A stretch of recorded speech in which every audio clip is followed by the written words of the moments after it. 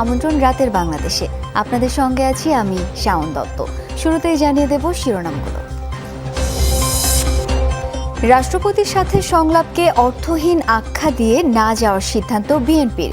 EC গঠনে ভূমিকা রাখার আহ্বান ওবায়দুল কাদেরের।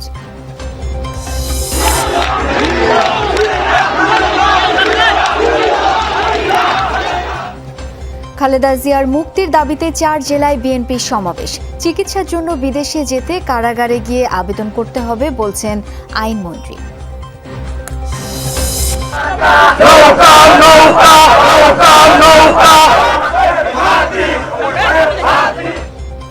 প্রতীক বরাদ্দ পেয়ে প্রচারণায় নারায়ণগঞ্জ সিটি নির্বাচনের প্রার্থীরা। নানা নাগরিক সুবিধা নিশ্চিতের আশ্বাস আইভি তৈমুরের। দেশে মোট 7 জনের দেহে ওমিক্রন শনাক্ত। দ্বিতীয় দিনে বেড়েছে বুস্টার ডোজের পরিধি। টিকার সংকট নেই জানালেন মন্ত্রী। এখনই টি-20 ক্যারিয়ারের শেষ দেখছেন না তামিম। আরও 3-4 বছর জাতীয় দলে খেলে রেখে যেতে চান অনন্যকে। যখনই আমরা ক্রিকেটটা ছাড়বো, রিটায়ার করব, তখন আমরা এই টিমের কি লেগেসিটা ছেড়ে যাচ্ছি। আমরা যদি ভালো পজিটিভ কোনো লেগেসি ছেড়ে যেতে পারি, that will be hour one of the biggest achievement in our career. এছাড়াও রাতের বাংলাদেশে থাকছে কক্সবাজার সমুদ্র সৈকতে নারী শিশুদের জন্য বিশেষ জোনের উদ্বোধন। থাকছে বাড়তি নিরাপত্তা ব্যবস্থা। সেফটির জন্য একটা আলাদা স্পেস যে করছে সেটা আমার কাছে অনেক ভালো লেগেছে। এটা আগে ছিল না দেখে বিভিন্ন রকমের সমস্যা দেখা দিয়েছিল। এক্সক্লুসিভ একটা জায়গা থাকুক, এটা প্রত্যেকটা জায়গায় তারা নিজেদের মতো করে থাকবে। আমাদের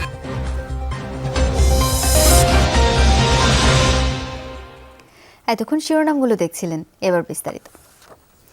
নির্বাচন কমিশন গঠনে রাষ্ট্রপতির সাথে সংলাপে অংশগ্রহণ না করার সিদ্ধান্ত নিয়েছে বিএনপি।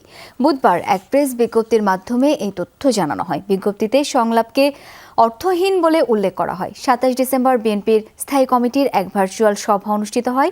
সভায় সংলাপে অংশগ্রহণ না করার ব্যাপারে সিদ্ধান্ত নেওয়া হয়। বিজ্ঞপ্তিতে বলা হয়, নিরপেক্ষ সরকার ছাড়া নির্বাচন কমিশন গঠন নিয়ে সংলাপ কেবল সময়ের অপচয়। রাষ্ট্রযন্ত্রকে ব্যবহার ও ইসির অযোগ্যতার কারণে নির্বাচন ব্যবস্থা ধ্বংস করা হয়েছে বলেও অভিযোগ করা হয়।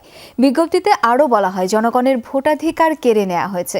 ইসিকে নিজেদের সংগঠনে পরিণত করেছে আওয়ামী লীগ।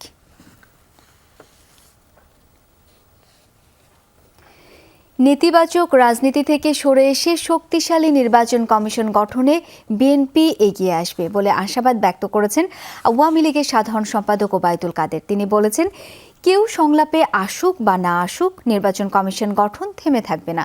সকালে নিজ বাসভবনে ব্রিফিং করেন ওবায়দুল কাদের। রাষ্ট্রপতির সংলাপ অর্থহীন, এতে সংকটের সমাধান হবে না। বিএনপি মহাসচিবের এমন বক্তব্যের জবাব দেন ওবায়দুল কাদের। বলেন, এর আগেও নির্বাচন কমিশন গঠনে যে পদ্ধতি অনুসরণ করা হয়েছে, এবারও সেটি অনুসরণ করা হচ্ছে।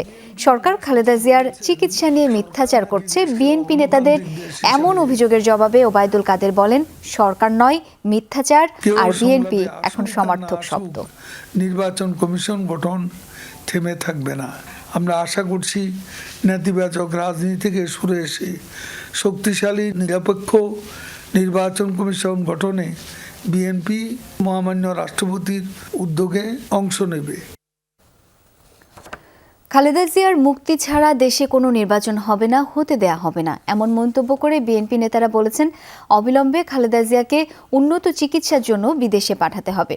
তা না হলে কঠোর পরিণতি ভোগ করতে হবে সরকারকে। ধারাবাহিক কর্মসূচির অংশ হিসাবে আজ 4 জেলায় সমাবেশ করে বিএনপি। খালেদা জিয়ার মুক্তিসহ নিরপেক্ষ সরকারের দাবি আদায়ে আন্দোলনে সবাইকে ঐক্যবদ্ধ থাকার আহ্বান জানান কেন্দ্রীয় নেতারা।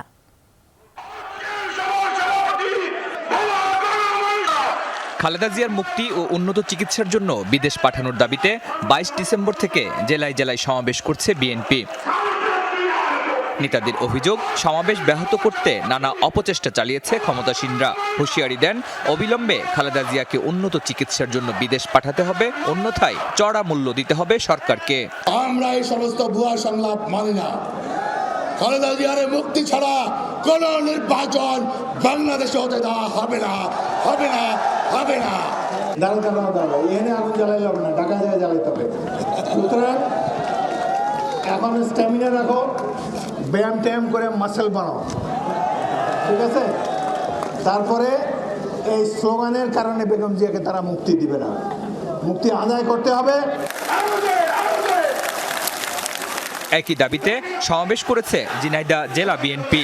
ব্যানার ফেস্টুন হাতে নেত্রীর মুক্তির দাবিতে সরব দেখা গেছে দলীয় নেতাকর্মীদের। বিএনপির পাশাপাশি সমাবেশে অঙ্গ ও সহযোগী সংগঠনের নেতাকর্মীরাও অংশ নেন। অবিলম্বে বেগম খালেদা জিয়াকে মুক্তি দিতে হবে, সুচিকিৎসার ব্যবস্থা করতে হবে। বিশ্বাস করি বেগম খালেদা জিয়ার মুক্তি এবং গণতন্ত্রের মুক্তি একই সূত্রে গাঁথা। নরসিংদীর সমাবেশে যোগ দিতে নির্ধারিত সময়ের আগেই জেলা বিএনপির কার্যালয়ের সামনে জড়ো হন দলীয় নেতাকর্মীরা। সমাবেশের প্রধান অতিথি স্থায়ী কমিটির সদস্য আমির খসরু মাহমুদ চৌধুরী।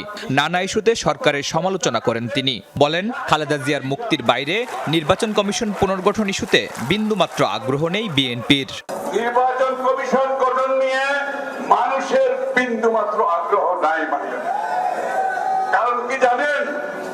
কারণ এই আলোচনা হচ্ছে, এই আলোচনাটার উদ্দেশ্য হচ্ছে ভোট ডাকাতির আলোচনা। আমি এই আলোচনাটাকে বলছি ভোট চুরি, ভোট ডাকাতির আলোচনা। নোয়াখালী সমাবেশে বিএনপি নেতারা বলেন, খালেদা জিয়াকে বিদেশ পাঠাতে আইন কোনো বাধা নয়, প্রধান অন্তরায় সরকার। চাইলে রাষ্ট্রপতির বিশেষ ক্ষমতা বলেও উন্নত চিকিৎসা নিশ্চিত করা সম্ভব। মহামান্য রাষ্ট্রপতি, আপনার নাকি ক্ষমতা আছে, আপনার ক্ষমতা ব্যবহার করুন না। বাংলাদেশের মানুষ খালেদা জিয়ার মুক্তি এবং চিকিৎসার জন্য প্রাণ দিবে, তাকেও কোনো আন্দাজ করবে। 144 ধারা জারি থাকায় ফেনীতে সমাবেশ করতে পারেনি বিএনপি। তবে এ ঘটনার প্রতিবাদে শহরে বিক্ষোভ সমাবেশ করেছে স্থানীয় নেতাকর্মীরা। শরীফুল ইসলাম খান, যমুনা নিউজ, ঢাকা। নিষ্পত্তি হওয়া আবেদন নতুন করে পুনর্বিবেচনার সুযোগ নেই, তবে কারাগারে ফিরে নতুন করে আবেদন করতে পারবেন বিএনপি চেয়ারপারসন খালেদা জিয়া। চিকিৎসার জন্য বিদেশ যাওয়ার আবেদন প্রসঙ্গে কথা জানিয়েছেন আইনমন্ত্রী আনিসুল হক। সকালে ডিআরইউতে এক অনুষ্ঠান শেষে তিনি কথা জানান। এই দরখাস্তটা কিন্তু নিষ্পত্তি হয়ে গেছে।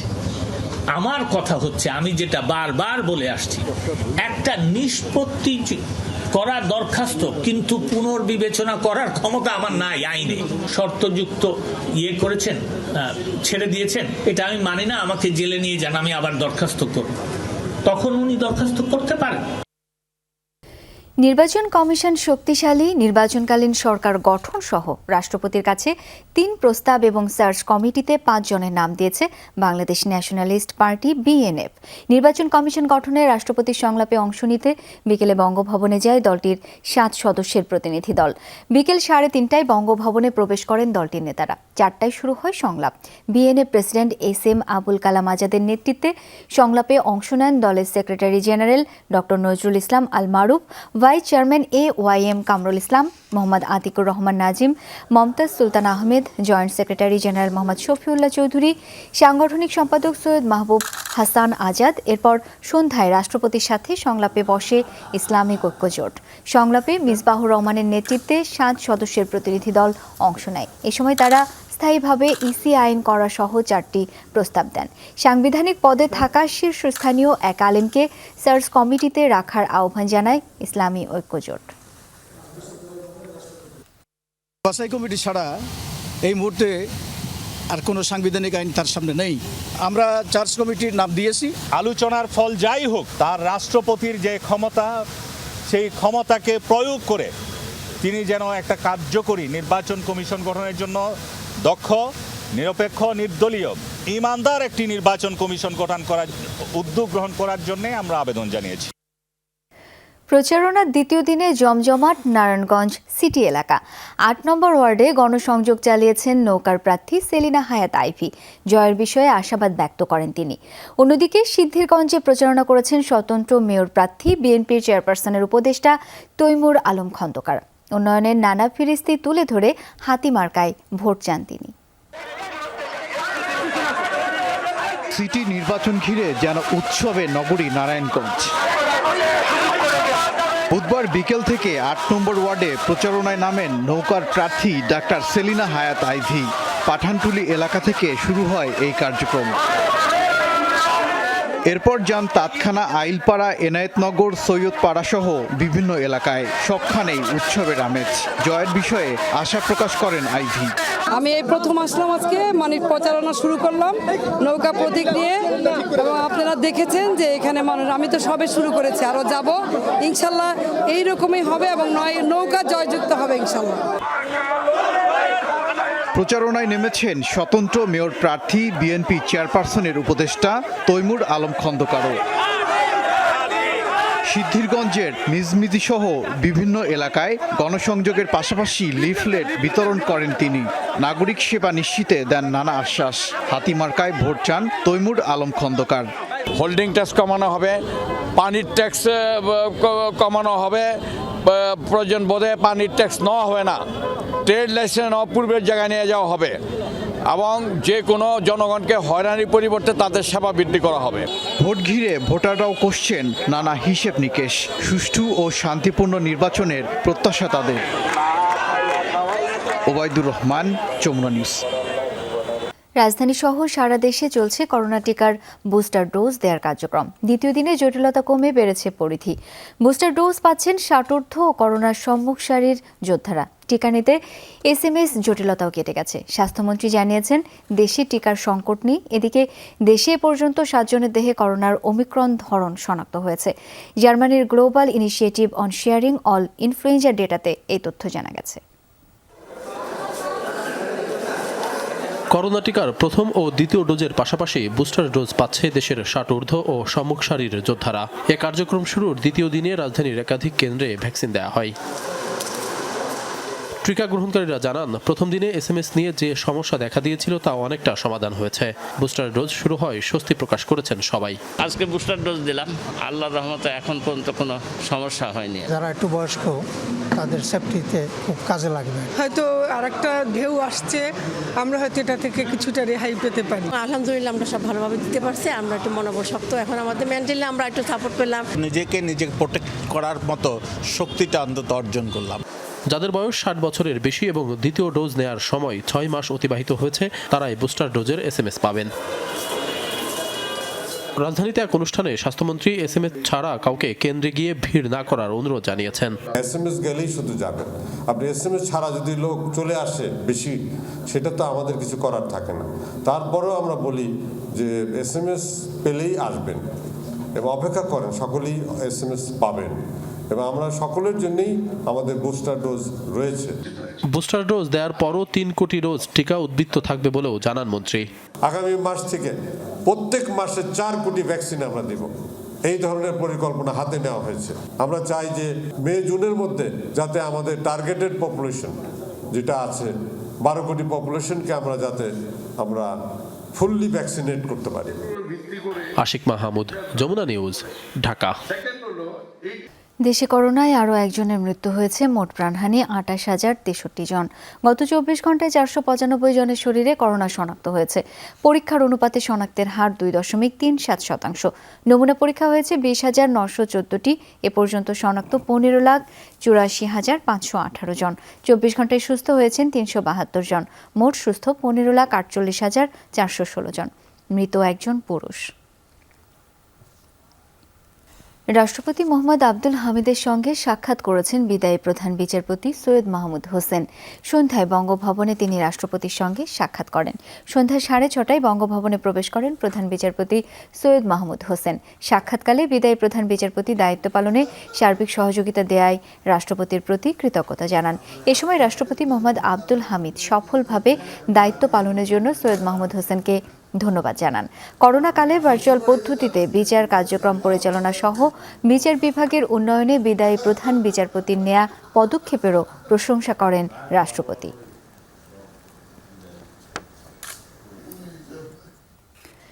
এদিকে দেশের 23তম প্রধান বিচারপতি হচ্ছেন বিচারপতি হাসান ফয়েজ সিদ্দিকী। রাষ্ট্রপতি এই নিয়োগ দেয়ায় বঙ্গভবনে প্রধান বিচারপতি হিসেবে শপথ নেবেন তিনি। 22তম প্রধান বিচারপতি সৈয়দ মাহমুদ হোসেন 31 ডিসেম্বর অবসরে যাবেন। তারপর দায়িত্ব নেবেন বিচারপতি হাসান ফয়েজ সিদ্দিকী। তিনি 2001 সালে হাইকোর্টে অতিরিক্ত বিচারপতি, 2009 সালের 25 মার্চ হাইকোর্ট ডিভিশনে স্থায়ী বিচারপতি এবং 2013 সালের 3 মার্চ আপিল বিভাগের বিচারপতি হিসেবে নিয়োগ পান। এছাড়া হাসান ফয়েজ সিদ্দিকী বাংলাদেশের অতিরিক্ত অ্যাটর্নি জেনারেল হিসেবেও কাজ করেছেন। তিনি 30 এপ্রিল 2015 সাল থেকে বাংলাদেশ জুডিশিয়াল সার্ভিস কমিশনের চেয়ারম্যানের দায়িত্ব পালন করেছেন। বিচারপতি হাসান ফয়েজ সিদ্দিকী 1956 সালের 26 সেপ্টেম্বর কুষ্টিয়া জেলার খোকসায় সম্ভ্রান্ত মুসলিম পরিবারে জন্মগ্রহণ করেন।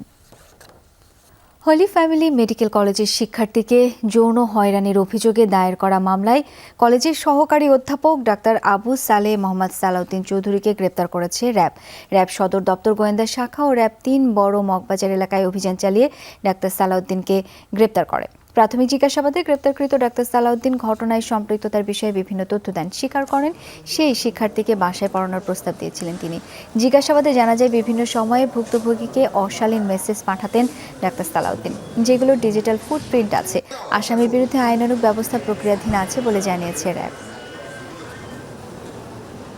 গ্রেফতারকৃত ব্যক্তি জিজ্ঞাসাবাদে আমাদেরকে জানায় ভুক্তভোগীকে তিনি বিভিন্ন সময় অশালীন, অনৈতিক ও বিব্রতকর টেক্সট পাঠিয়েছেন। এই সংক্রান্ত ডিজিটাল ফুটপ্রিন্ট পাওয়া যায়। কক্সবাজারের আলোচিত সংঘবদ্ধ ধর্ষণ মামলার আসামি ইসরাফিল হুদা জয়ের 3 দিনের রিমান্ড মঞ্জুর করেছেন আদালত। বিকেলে senior judicial magistrate Mohammad Abul Mansur সিদ্দিকীর আদালতে হাজির করে 7 দিনের রিমান্ডের আবেদন করে পুলিশ। শুনানি শেষে আদালত 3 দিনের রিমান্ড মঞ্জুর করেন। এখন পর্যন্ত এই মামলায় এজাহার নামীয় 3 জন সহ মোট 6 জনকে গ্রেপ্তার করা হয়েছে। মূল আসামি আশিকুল ইসলাম আশিককে মাদারীপুর থেকে গ্রেপ্তার করে ঢাকা কেন্দ্রীয় কারাগারে পাঠানো হয়েছে। গ্রেপ্তার অন্য 3 জনকে 2 দিনের রিমান্ড শেষে আদালতের মাধ্যমে কারাগারে পাঠানো হয়েছে।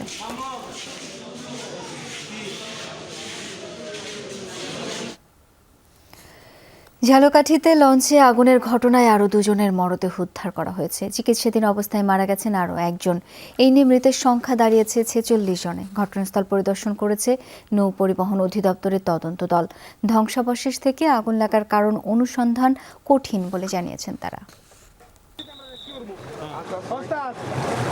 দিনের আলো ফুটতেই বিষখালী সুগন্ধার পাড়ে স্বজনদের ভিড়, নিখোঁজের সন্ধানে অপেক্ষা দিনভর।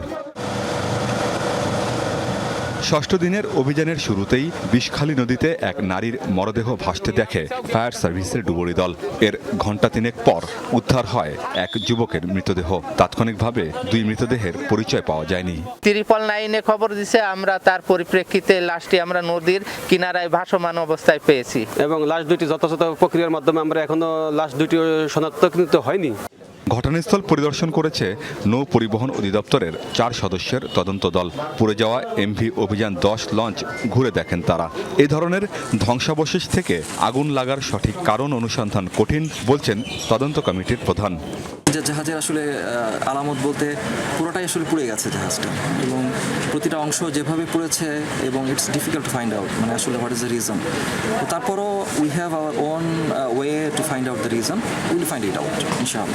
এদিকে নিখোঁজদের এক স্বজনের করা মামলায় পুড়ে যাওয়া লঞ্চটি জব্দ করেছে ঝালকাঠি সদর থানা পুলিশ। আমিন বাবু, যমুনা নিউজ।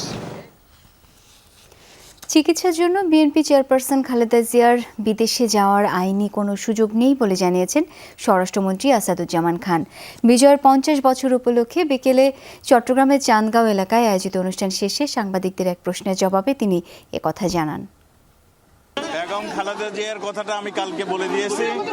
মাননীয় আইনমন্ত্রী তার নথিতে বলেছেন কোনো আইনের কোনো নাই, সুযোগ নেই, কাজেই আমরা এখন আর এটা কিছু করতে পারতেছি না।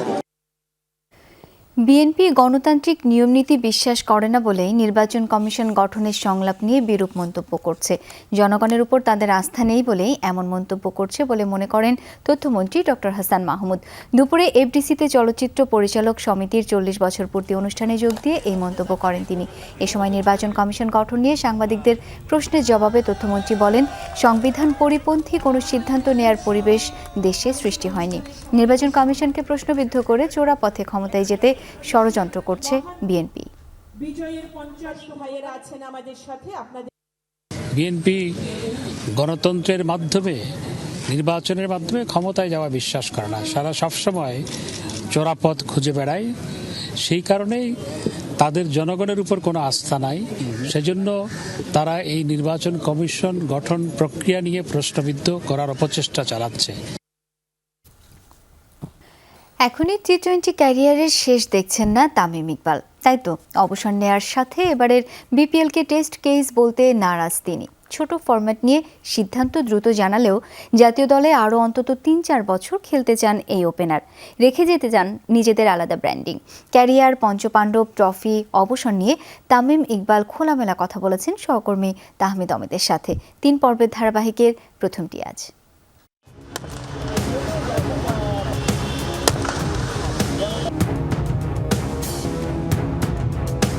আসসালামু আলাইকুম সবাইকে, আমি তামিম ইকবাল, আমার সাথে আছেন অমিত ভাই। টি-20 ক্যারিয়ার আপনি শেষ বলছেন না, আপনি হয়তো বলছেন যে খুব দ্রুত জানা যাবে। যদি শেষ বলতাম তাহলে আমি তো রিটায়ার অ্যানাউন্সমেন্ট করতাম, তা তো আমি করি নাই। তো আমি যেটা বললাম যে ভাই, সত্যি কথা কি অমিত ভাই, যে ক্রিকেটে আপনিও ভালোবাসেন, আমিও ভালোবাসি, আমি খেলি, আপনারা রিপোর্ট করেন, বাট সবার লক্ষ্য কিন্তু একটাই, ওটা হলো যে বাংলাদেশ ক্রিকেট ভালো অবস্থায় থাকে। তো যেহেতু এখন একটু ডিফিকাল্ট টাইম, তো আমরা এই বামে কী হচ্ছে, ডানে কী হচ্ছে, উপরে কী হচ্ছে, এসব না ভেবে আমরা হার্ড ওয়ার্ক করে বা প্ল্যান করে কিভাবে এখান থেকে বেরোয় আসতে পারি, that is the most important thing, আর এটাই আমাদের কনসেন্ট্রেশন থাকা উচিত। তামিমের সেই হার্ডওয়ার্কটাকে বিপিএল বলবো, বিপিএলটাকে আপনার টেস্ট কেস যে আপনি আর খেলবেন কি না না না, ওটা যদি হয়, আমার I have been very successful in BPL. আপনি যদি আমার রেকর্ড দেখেন, এই বিপিএলটা বলছি, এটা আমার কাছে মনে হয় না যে এই বিপিএলে আমাকে কোনো কিছু প্রুফ করার কোনো কিছু আছে। আমি কি করেছি না করেছি is that to people to see, but আমি বিপিএল খেলবো because I want to get back to cricket. আপনি বলছিলেন যে কিছুদিন পরে জানতে পারবে, মানে 1 মাস পরে টি-20। হ্যাঁ, কারণ টি-20 তো এখন নাই মানে ন্যাশনাল টিমের। তা আমি খেলবো কি খেলবো না, টিমে থাকবো কি থাকবো না, প্রত্যেকটা জিনিস আমার এসে মিডিয়াতে এসে ঘোষণা দেওয়া বা ডিসকাস করা ঠিক না। আপনার এই পথ চলাটা কখন শেষ করতে চান, কোনো প্ল্যান আছে? দেখেন, এখন এটা আবার নতুন একটা ট্রেন্ড হওয়া শুরু হচ্ছে যে বয়স সেই আমি, মুশফিক আর যারা সাকিব, রিয়াদ ভাই, উই আর 33-34 এটার মধ্যে। ইন্টারন্যাশনাল ক্রিকেটের যদি আপনি এটা দেখেন, যদি আপনি ফিট থাকেন বা আপনার পারফরমেন্সের কোনো হ্যাম্পার না হয়, তাহলে at least you can play till 37-38। অনেকে 40-41-42 পর্যন্ত খেলেছেন। সো ওই হিসাব করলে অ্যাটলিস্ট আমরা আশা করি 4 থেকে 5 বছর এই যারা আছে, আমি আশা করি যে সবাই সার্ভিস দিতে পারবে, depending on the fitness and the performance. অবশ্যই আপনি আমাকে সুপারম্যান ডাকেন, ব্যাটম্যান ডাকেন বা অন্য কোনো কিছু নাম দেন, that is not very important. The most important thing is আমরা আজ হোক বা আজ থেকে 3 বছর হোক, 4 বছর হোক, যখনই আমরা ক্রিকেটটা ছাড়বো, রিটায়ার করবো, তখন আমরা এই টিমের কি লেগেসিটা ছেড়ে যাচ্ছি।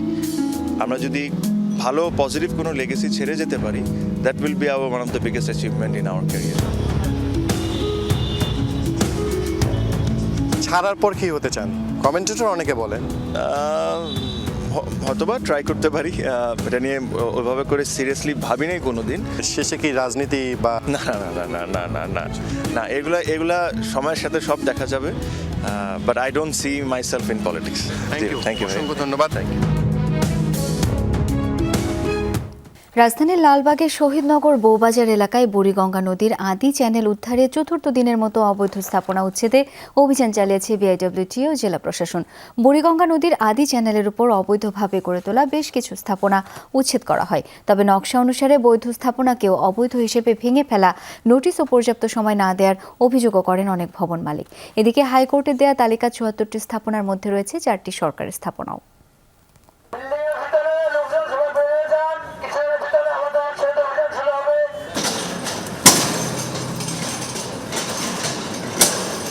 সকাল 10টা নাগাদ বিআইডব্লিউটি এর নির্বাহী ম্যাজিস্ট্রেট মোহাম্মদ ওবায়দুল্লাহর নেতৃত্বে 4র্থ দিনের মতো শুরু হয় বুড়িগঙ্গার আদি চ্যানেল উদ্ধার অভিযান। গুড়িয়ে দেয়া হয় বেড়িবাঁধ সংলগ্ন বেশ কয়েকটি পাকা স্থাপনা। লালবাগ থানা ভবনের সামনে, পাশে, এমনকি পেছনেও ভাঙা পড়বে ভবন। এমন খবরের পরপরই নিজেদের জমির নকশা নিয়ে হাজির বেশ কজন ভবন মালিক। তাদের একজন কামরুল চৌধুরী। প্রবাস জীবনের সকল সঞ্চয় দিয়ে মাত্র 1 বছর আগে লালবাগ থানার ঠিক পেছনেই নির্মাণ করেন দোতলা বাড়ি। ভাঙা পড়বে এই বাড়ি। ভবন ফাঁকা করতে সময় দেয়া হয় মাত্র ঘণ্টাখানেক। আমার জীবনের সব সম্পদ এখানে আমি লাগাইছি, ঠিক আছে? এখন এটা টোটালি ভেঙে যাচ্ছে চোখের নিমিষে। আমাকে সময়ও দেওয়া হচ্ছে না। অনেক রিকোয়েস্ট করার পরে তারা বললো আমাকে ঘণ্টাখানিক সময় দেবে। এখানে 3টা ফ্ল্যাট মেম্বার, কীভাবে সম্ভব বলুন আপনি? কোনোভাবেই সুরাহা করতে না পেরে যতটুকু সম্পদ রক্ষা করা যায় সে চেষ্টায় নামেন নিরুপায় কামরুল। এদিকে থানার পেছনের স্থাপনা উচ্ছেদ তখন চলমান। বাউন্ডারি ওয়াল লাগোয়া দোকান, গোডাউন ভেঙে দেয়া হয়। মালিকদের অভিযোগ কোনো প্রকার নোটিশই দেয়া হয়নি। আমাদের কিছুক্ষণ আগে যে একটা মার্কিং করে বললো আপনার 3 ঘন্টা সময় দেন, কথা হলো এখানে অনেক গরিব টরিব মানুষ থাকে, ওরা কোথায় যাবে এখন? বাপ দাদা 30 বছর যাবত এখানে বসতি চলতেছে, আমরা তো জানি না, নোটিশ দিলে বুঝতাম। উচ্ছেদ কার্যক্রম চালানো হয় থানার ডান পাশেও। জমির বৈধতা নিয়ে সকল ধরনের দলিলপত্র, এমনকি 3 মাস আগে তার খাজনা দেওয়ার যে কাগজ, সেই কাগজ নিয়ে বিআইডব্লিউটিএ ম্যাজিস্ট্রেট সহ প্রতিটি ক্ষেত্রেই তার তথ্য দেওয়ার পরও কামরুল চৌধুরী তার এই ভবন রক্ষা করতে পারলেন না। যদিও বিআইডব্লিউটিএর ম্যাপ অনুযায়ী বুড়িগঙ্গার আদি চ্যানেলেই মাথা উঁচু করে দাঁড়িয়ে আছে নবনির্মিত লালবাগ থানা ভবন। তবে কি বুড়িগঙ্গার জমি দখল করেছে খোদ থানা? জনমনে প্রশ্ন। অন্য সব ভবন ভাঙা হলেও থানার একটি ইটেও কেন হাত দিচ্ছে না বিআইডব্লিউটিএ? সরকারি সম্পত্তি, থানা অবৈধ। এই থানাটা এটা না ভেঙে আমাদেরটা কেন ভাঙা হবে? কামরাঙ্গীরচর হাসপাতাল, একটি হলো লালবাগ থানা, একটি হলো আপনার পাশে ডান পাশে বিডিআর বহুতল ভবন, আরেকটি হলো পানি উন্নয়ন বোর্ডের বেড়িবাঁধ। 74টার মধ্যে 4টি সরকারি স্থাপনা, বাকিগুলো সব বেসরকারি স্থাপনা। আমরা সবগুলোই কাজ করবো আশা করতেছি।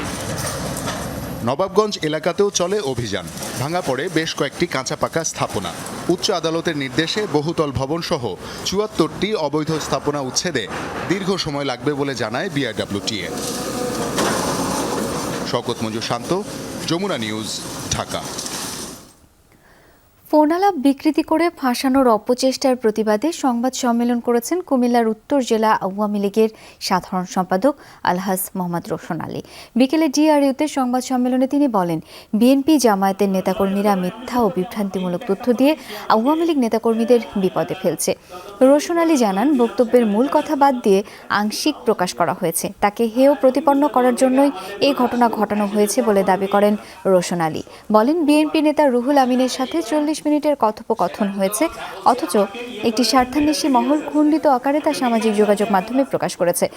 এই ঘটনায় ডিজিটাল আইনে মামলা করার কথা জানান তিনি। সঠিক তথ্যটা তুলে ধরেন, আর ধরেন বিভিন্ন দল খেয়ে যারা দেবীদ্বারে আমাদের দলে এসেছে, তারা এখন রাজাকারের বাচ্চারা সেখানে নৌকাটাকে ডুবাইতে চায় বা নৌকা করে। আর আমরা যারা মুক্তিযোদ্ধার সন্তান, আমরা যারা ত্যাগী মানুষ, আমাদের কাজ হলো এখানে নৌকাকে প্রতিষ্ঠিত করা। ইনশাল্লাহ গত 28 তারিখে নৌকার বিজয় ছিনিয়ে এনেই আবুল কালাম আজাদকে উপজেলার চেয়ারম্যান বানাইছি। আমি আমার নিজেকে কেন বলতে যাব রাজাকারের বাচ্চা? রাজধানীর রামপুরায় বাসের চাপায় শিক্ষার্থী নিহতের ঘটনাকে কেন্দ্র করে অগ্নিসংযোগ ও ভাঙচুরের ঘটনার হোতা মনির হোসেনকে 3 সহযোগী সহ গ্রেপ্তার করেছে র্যাব। রাজধানীর রামপুরা ও কুমিল্লা থেকে তাদের গ্রেপ্তার করা হয়। দুপুরে ব্রিফিংয়ে র্যাব জানায়, মনিরের নির্দেশনা ও পরিকল্পনায় রামপুরায় বাসে অগ্নিসংযোগের ঘটনা ঘটে। রামপুরার ঘটনাকে কেন্দ্র করে দেশব্যাপী অস্থিতিশীল পরিস্থিতি তৈরির জন্য বাসে আগুন ধরানো হয়। চক্রটি শিক্ষার্থীদের হাত ভাড়া ইস্যুকে ব্যবহার করে নাশকতার প্রস্তুতি নিচ্ছিল বলেও জানায় র্যাব। রাজবাড়ীতে ভূমি অফিসের হিসাব রক্ষক বাবুল চন্দ্রের প্রকাশ্যে ঘুষ নেওয়ার একটি ভিডিও প্রকাশ হয়েছে। ভিডিওতে দেখা যায়, অফিসের প্রধান সহকারী কাম হিসাব রক্ষকের সামনে বসে আছেন কয়েকজন বৃদ্ধ। হাতে কিছু টাকা ধরে বাবুলের দিকে এগিয়ে দেন তাদের একজন। এ সময় পাশে থাকা এক যুবক বাবুলকে কাজ করে দিতে বলেন, পরে আরও টাকা দেয়া হবে বলে আশ্বাসও দেন। অভিযোগের বিষয়ে উপজেলা সহকারী কমিশনার আকাশ কুমার কুণ্ডু জানান, অভিযুক্তকে 3 দিনের ভেতর কারণ দর্শাতে বলা হয়েছে। সেই সাথে অফিসের সব কাজ থেকে তাকে বিরত রাখা হয়েছে। বাক স্বাধীনতা কিংবা সংবাদ মাধ্যমের স্বাধীনতা খর্ব করার জন্য ডিজিটাল সিকিউরিটি অ্যাক্ট করা হয়নি, তবে বাংলাদেশে ডিজিটাল সিকিউরিটি অ্যাক্টের প্রয়োজন আছে। এসব কথা জানিয়ে আইনমন্ত্রী আনিসুল হক বলেছেন, নির্বাচন কমিশন গঠনে রাষ্ট্রপতি সিদ্ধান্ত নেবেন। সকালে ক্রাইম রিপোর্টার্স অ্যাসোসিয়েশন ক্র্যাবের এজিএমে মন্ত্রী এসব কথা বলেন। অনুষ্ঠানের 2 ক্যাটাগরিতে সেরা রিপোর্টারের পুরস্কার পেয়েছেন যমুনা টেলিভিশনের সিনিয়র রিপোর্টার রিয়াজ রায়হান। বুধবার সকালে রাজধানীর সেগুনবাগিচাতে বাংলাদেশ ক্রাইম রিপোর্টার্স অ্যাসোসিয়েশন ক্র্যাবের বার্ষিক সাধারণ সভা অনুষ্ঠিত হয়। যারা প্রার্থী হন, এই আয়োজনে আইনমন্ত্রী আনিসুল হক বলেন, বাংলাদেশে ডিজিটাল সিকিউরিটি অ্যাক্টের প্রয়োজন আছে। দাবি করেন, এই আইনের অপব্যবহার বন্ধে পদক্ষেপ নেওয়া হয়েছে। এই আইনের যে কাজ সেটা এই আইন করবে। এই আইন কখনোই বাক স্বাধীনতা বা সংবাদপত্র বা সংবাদ মাধ্যমের স্বাধীনতা খর্ব করার জন্য করা হয় নাই। অপরাধ নিয়ন্ত্রণে ক্র্যাব ও র্যাব মিলেমিশে কাজ করছে বলে জানান বিশেষ এই বাহিনীটির ডিজি চৌধুরী আব্দুল্লাহ আল মামুন। একটি উন্নত সমৃদ্ধ বাংলাদেশ বিনির্মাণে সাংবাদিক বন্ধুগণ যেভাবে ভূমিকা রেখে আসছেন, আগামীতেও ইতিবাচক ভূমিকা রেখে এই বাংলাদেশকে আমরা একটা উন্নত সমৃদ্ধ বাংলাদেশ দেখতে চাই। দৈনিক যুগান্তরের সম্পাদক সাইফুল আলম ক্রাইম রিপোর্টারদের সততা ও নিষ্ঠার মাধ্যমে পেশাদারিত্ব বজায় রাখার আহ্বান জানান। এটি ভুললে চলবে না যে আমাদের শেষ বিচার হবে আমাদের পাঠকের আস্থা, পাঠকের বিশ্বাস, সেটি আমাদের শেষ দিন পর্যন্ত বজায় রাখতে হবে এবং আমাদের সততা, নিষ্ঠা এবং পেশাদারিত্ব দিয়ে আমাদের এই পেশার সম্মানকে একটা মর্যাদাকর জায়গায় প্রতিষ্ঠিত করতে হবে। অনুষ্ঠানে ক্র্যাবের বেস্ট রিপোর্টিং অ্যাওয়ার্ড পান যমুনা টিভির সিনিয়র রিপোর্টার রিয়াজ রায়হান সহ 6 সাংবাদিক। ঠিক এই ঘর থেকে ডেকে নিয়ে তার পাশের 5 হাত দূরত্বের যে ঘরটি রয়েছে সেখানে তাকে হত্যা করা হয় গুলি করে। অপরাধ ও মাদক চোরাচালান নিয়ে অনুসন্ধানী প্রতিবেদনের জন্য রিয়াজ রায়হান এবছর এই স্বীকৃতি পেলেন। রাবি সিদ্দিকী, যমুনা নিউজ, ঢাকা। ভারতে একদিনে 9,000-এর বেশি মানুষ করোনায় আক্রান্ত শনাক্ত হয়েছে আজ। গেল 3 মাসে এটি সর্বোচ্চ শনাক্তের রেকর্ড। এছাড়া গেল 24 ঘন্টায় ভাইরাসের প্রকোপে প্রাণ হারিয়েছেন 302 জন। এ নিয়ে দেশটিতে করোনায় আক্রান্ত হয়ে মৃতের সংখ্যা প্রায় 5 লাখ। ওমিক্রন ভ্যারিয়েন্ট শনাক্তের পর থেকেই ভারতে ফের বাড়ছে করোনা আক্রান্তের সংখ্যা। তৃতীয় ঢেউয়ের সংখ্যায় দেশটির চিকিৎসকরা। এরই মধ্যে ওমিক্রনের প্রকোপ বাড়ায় দিল্লিতে রাত্রিকালীন কারফিউ সহ বেশ কিছু বিধিনিষেধ দেওয়া হয়েছে। অর্ধেকের বেশি বয়স্ক নাগরিককে করোনার টিকা দেওয়া হলেও এখনও অনেকেই রয়েছেন ঝুঁকিতে। এর আগে চলতি বছরের শুরুতেও ভারতে বেড়েছিল করোনার প্রকোপ। ডেল্টা ভ্যারিয়েন্টের প্রকোপে মার্চ, এপ্রিল এবং মেতে প্রাণ হারায় কয়েক লাখ মানুষ। এই ছিল রাতের বাংলাদেশের আয়োজনে। এতক্ষণ আমাদের সাথে থাকার জন্য সবাইকে অসংখ্য ধন্যবাদ। শুভরাত্রি।